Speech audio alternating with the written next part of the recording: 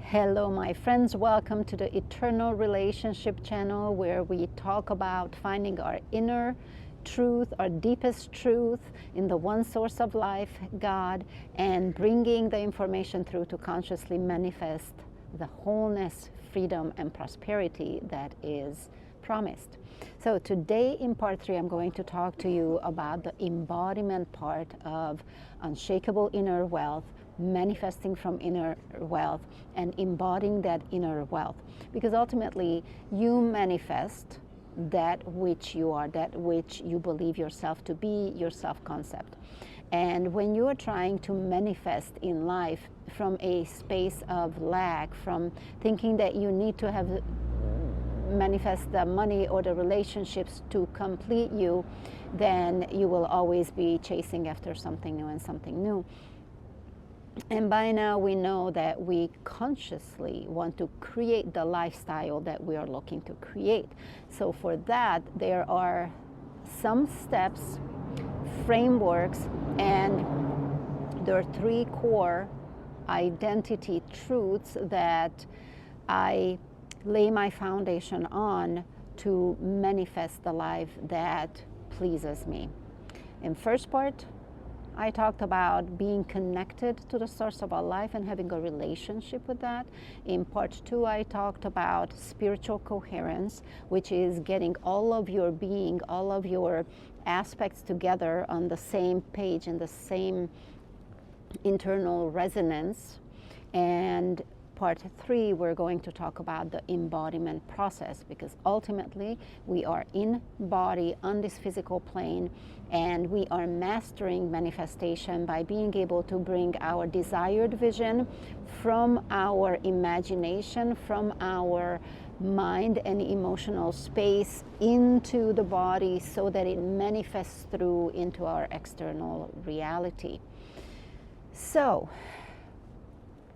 what I see a lot of people where they get stuck, and this was a huge one for me too, I think this is quite big for a lot of people, is being able to feel that which you desire to manifest, but it's only on a certain level. You keep feeling like, well, I feel it, I feel good, you know, I'm imagining myself on that vacation and it feels good. And then I still keep stepping into similar unpleasant experiences in my life, and it feels like nothing is changing. So the embodiment part is where you take the information of what is given to you, right? This is your spirit mission. This is your vision that appears for you. This is your dream. And finding deep down your core, where you generate the energy to bring this forth into a new life. This is the space, your God source, where you manifest the purity of frequencies that you stand on, the truth of you coming through. And this is the space where you find your why. Why are you doing this? Are you doing this for the $1 million? Or are you doing this because this is what you came here to do, because you are here to impact people's lives, because the changing of the human templating, the consciousness, affects all of us, not just you. So when you find that why within you and you ground that into the only limitless source that there is in life, there's only one God in life that creates all that is. And you become spiritually coherent to be able to receive this information through, then there is that output, okay? And this part of us is quite dense. We have so many automations happening in our mind space. We have our physical life like stamped everywhere with limiting beliefs. You know, oh, that store has only so many things. You can't go there because of a distance. There is this thing you don't have, you can't have, you depend on somebody else. The somebody didn't do it. The, oh my gosh, now I'm held up. Now there's time. There's all these perceived limitations. And as you get more entrained in spiritual coherence and your inner understanding strengthens and you recognize that you are the child of limitless, and when you trust that, when you've walked in faith long enough, then you start to know that of yourself.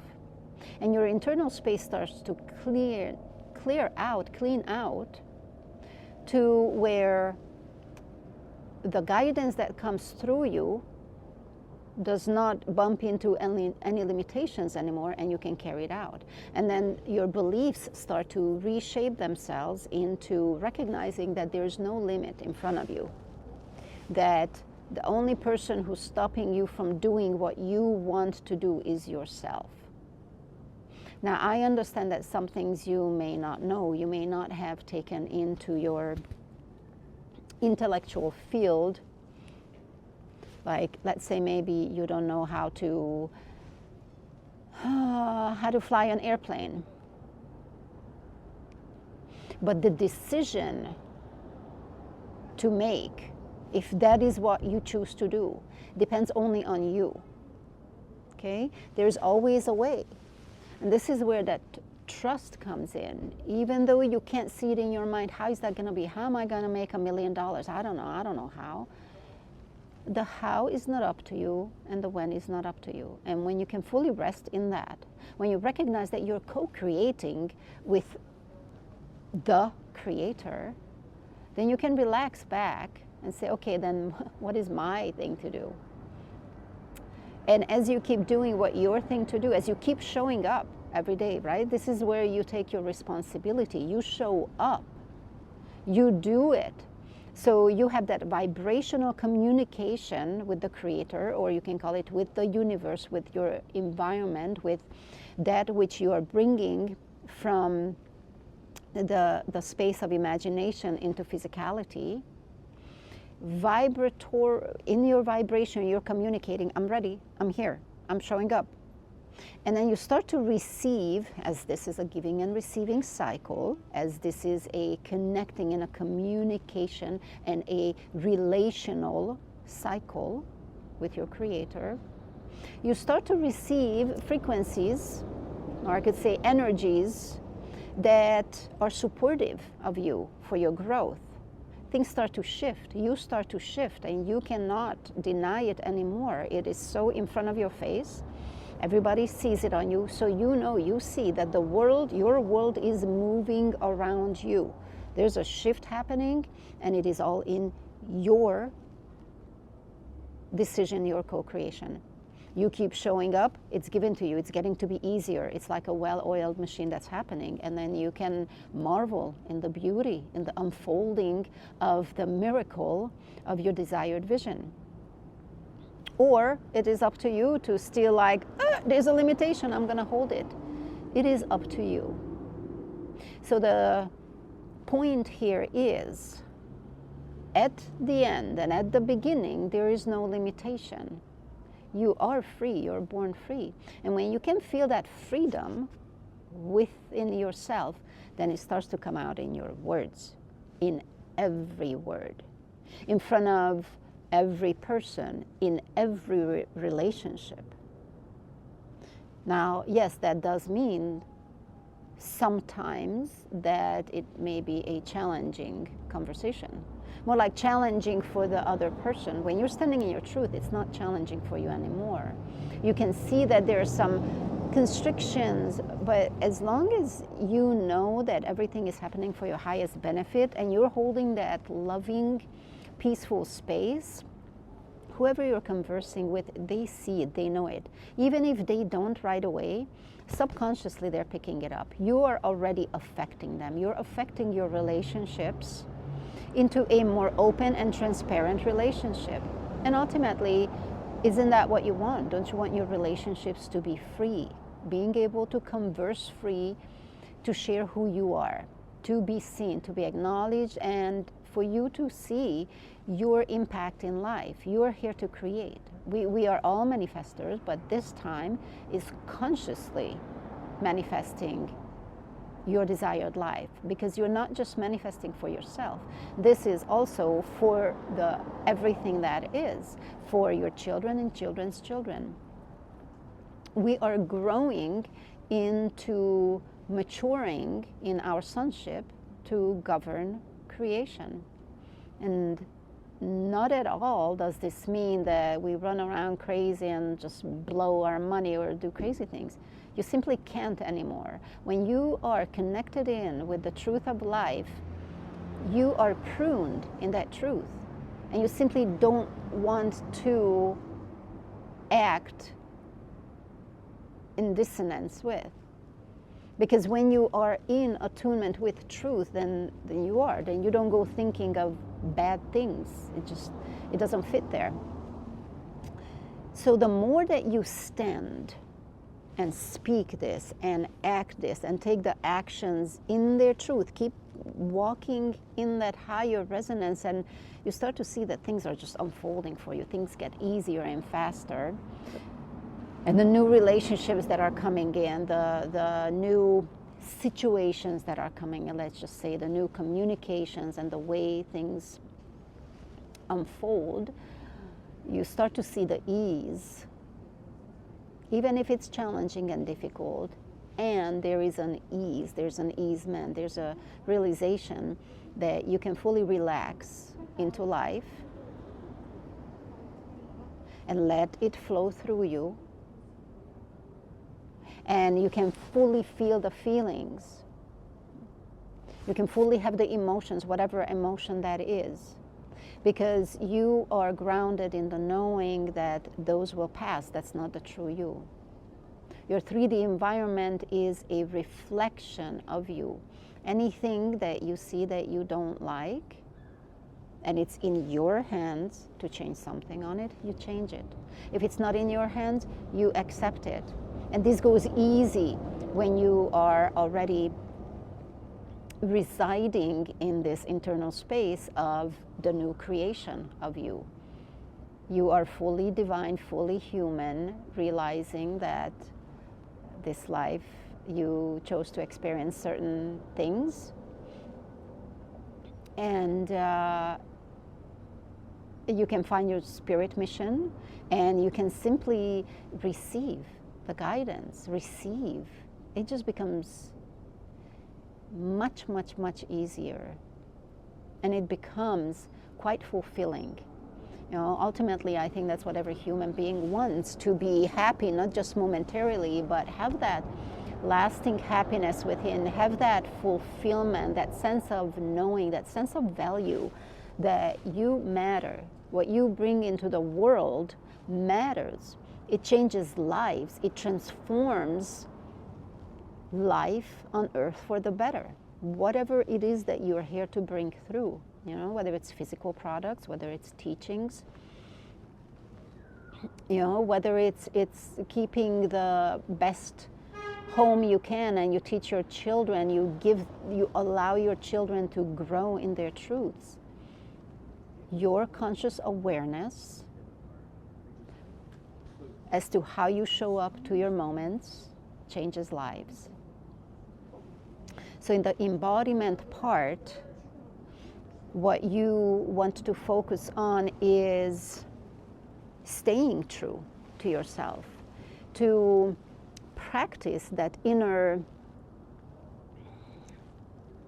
precising of that resonance information, that vibration of how it feels when you veer off, so that the sooner you notice it, the sooner you come back and consciously choose to live in your connection with the only one source of life, God, without any religious constrictions.